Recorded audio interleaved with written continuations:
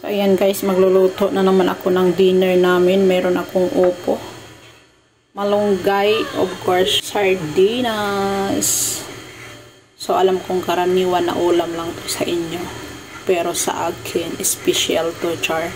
Merong bawang, sibuyas at kamatis. Syempre, magluluto na tayo guys.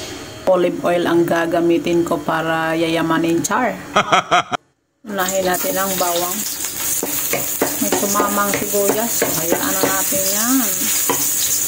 And then sibuyas. Igisa muna natin ito. And then isunod natin ang tomato. Add natin yung upo.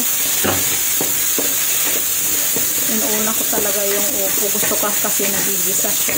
Lalagay ako ng paminta. And then konting nor liquid seasoning. Mix na natin yan. And then i-add na natin yung ating sardinas. Mix lang natin yan. Igisa muna natin.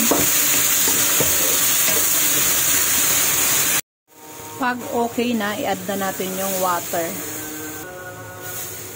Tansyahan lang. And then, pakukuluin muna natin siya. So, mag-a-add ako ng patis. Hindi na ako maglalagay ng asin dahil may lasa na yung sardinas. Halo-haloin lang natin ng bahagya. So, maglalagay ako ng siling haba. Additional flavor ba? Optional lang yan. Pwedeng wala, pwedeng meron.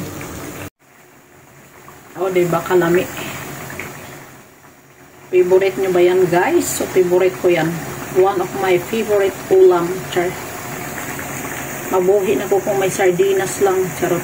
So, i-add ko na tong malunggay at okay na yung upo. O, diba napaka-healthy? Hayain lang natin siya. Hindi natin haluin kay papait yung malunggay. Hayaan lang natin siyang kumulong ganyan. Hanggang sa maluto yung malunggay. So, ayan guys, okay na yan.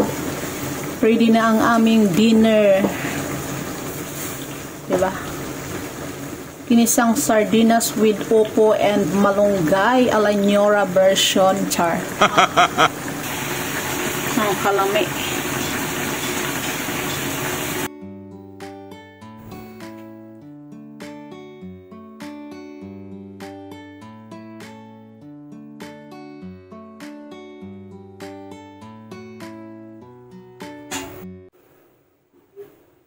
So that's it guys. Thank you for watching. See you on my next video. Bye. Let's eat.